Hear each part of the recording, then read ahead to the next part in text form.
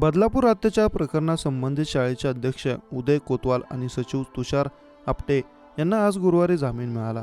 त्यानंतर काही वेळातच पोलिसांनी दुसऱ्या गुन्ह्यात पुन्हा अटक केली। जामीन मिळाल्यानंतर पोलिसांनी त्यांना पुन्हा कोर्टातूनच अटक केली। त्यामुळे आता या दोघांना तुरुंगातच मुक्काम करावा लागणार आहे। बदलापूर अत्याचार प्रकरणासंबंधित शाळेचे अध्यक्ष उदय कोतवाल आणि सचिव तुषार आपटे यांना सहआरोपी करत त्यांच्यावर गुन्हा दाखल करण्यात आला होता। पोलिसांनी 1.5 महिन्यांनी या फरार आरोपींना कर्जतमधून अटक केली होती। त्यानंतर दुसऱ्या दिवशी या दोघांना कोर्टात हजर केलं होतं। अटक केलेल्या दोघांना कोर्टाने न्यायालयीन कोठडी सुनावली होती। त्यानंतर त्यांनी तातडीने जामिनासाठी अर्ज केला।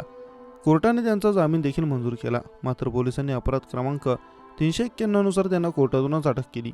बदलापूर अत्याचार प्रकरणात 2 पीडित मुली होत्या। या प्रकरणी 2 FIR दाखल करण्यात आले होते। एका गुन्ह्यात तत्काळ जामीन मिळाला। त्यानंतर पोलिसांनी दुसऱ्या गुन्ह्यात अटक करण्याची परवानगी मागितली। त्यानुसार कोर्टाने परवानगी दिली। त्यानंतर त्या दोघांना पोलिसांनी कोर्टातूनच अटक केली। त्यामुळे या प्रकरणात ट्विस्टवर ट्विस्ट पाहायला मिळाले। आज दिवसभरात त्यांना एकाच वेळी जामीन मिळाला। त्यानंतर पोलिसांनी लगेच अटक केली।